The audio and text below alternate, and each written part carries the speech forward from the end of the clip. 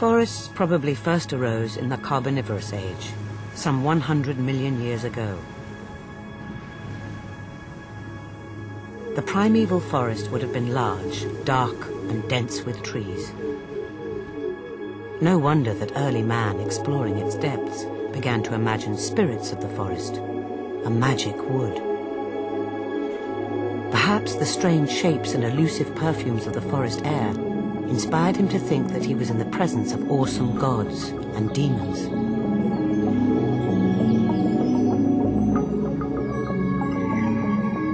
Throughout the history of myth, man has speculated about the reasons for nature's seasonal cycle.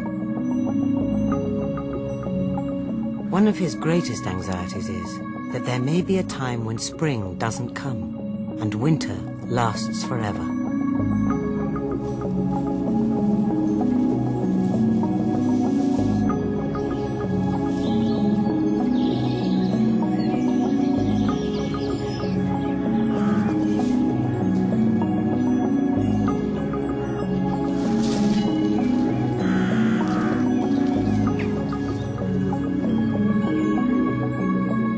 Nature's cycle of renewal and decay, life and death, provides the central theme for the tale of Sir Γκαουέιν and the Green Knight. Set in the wilds of medieval England, it seems to measure out man's insignificance when faced with the irrepressible powers of nature.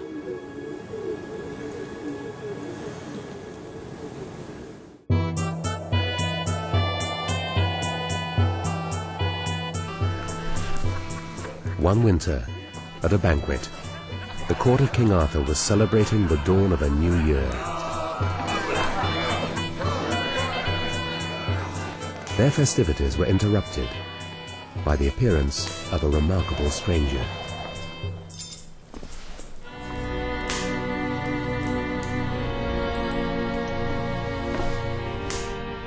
The stranger informed the court that he was the Green Knight, and that he'd brought them a challenge. He invited any knight to strike his head from his shoulders. But there was one condition.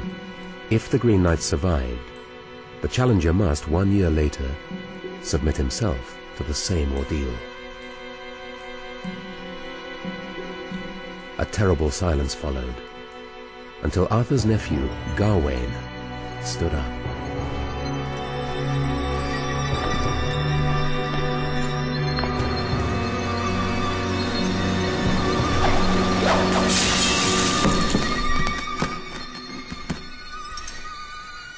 Then, to the court's astonishment, the body of the Green Knight rose. He spoke to Γκαουέιν. "Find me at the Green Chapel in 12 months' time, or forever be known as a coward."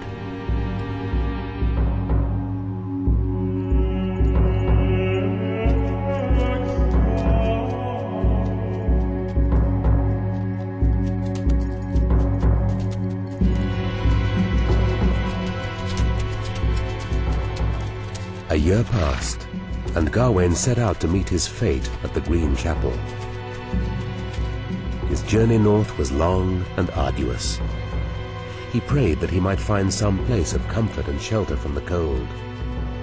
He realized he'd lost his way, when by good fortune, his horse led him towards a magnificent castle.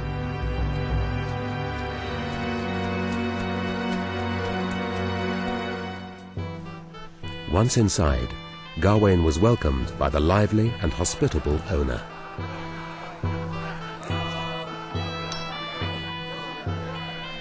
The lord assured him that the Green Chapel was nearby and invited him to spend the time until New Year as his guest. The lord's wife was voluptuous. She had all the fertile vibrancy of spring, and she seemed eager to be a particular friend to Γκαουέιν. Γκαουέιν delighted in the comforts and pleasures of the castle, unaware that he was at the same time undergoing a devious test.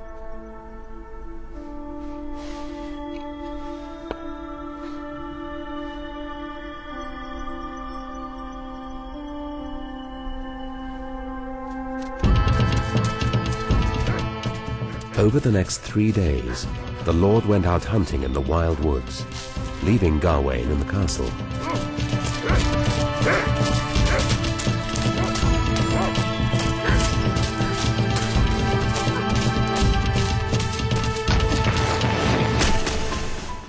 Later that morning, Γκαουέιν's beautiful hostess entered his chamber.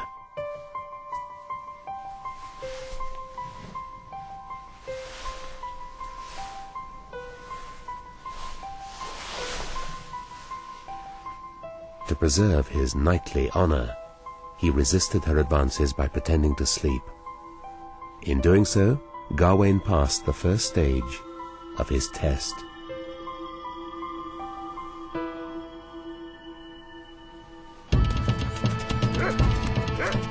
The following day, the Lord set off in pursuit of ferocious wild boar, and once again his lady visited Γκαουέιν. This time, her approach was a little more straightforward.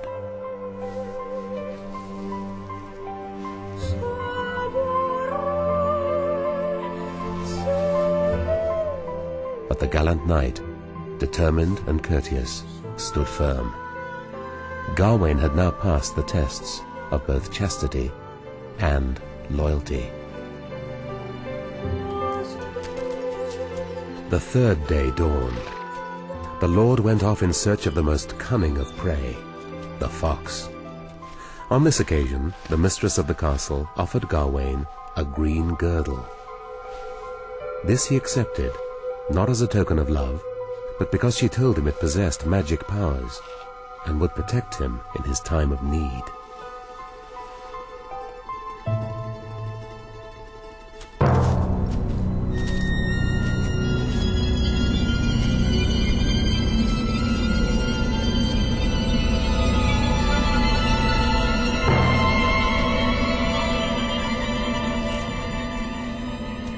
So, with fear and trepidation, Γκαουέιν went to face his doom.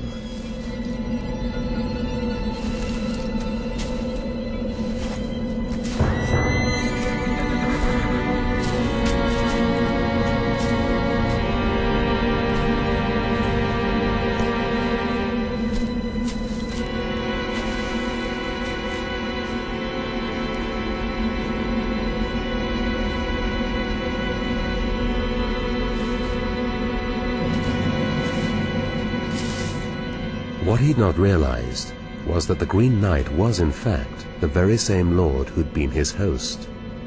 It was he who had commanded his wife to test Γκαουέιν.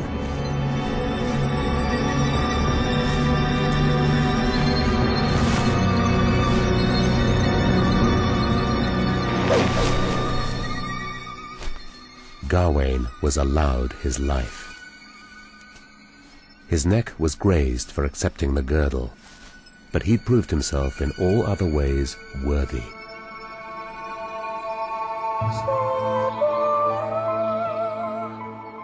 The air became suddenly mild, and spring brought the forest back to life.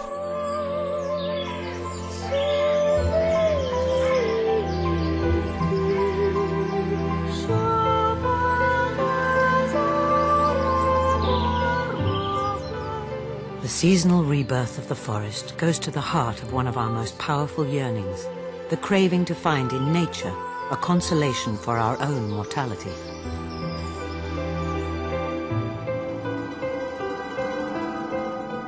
Historically, the leafy head of the green man is an image of nature's powers of renewal.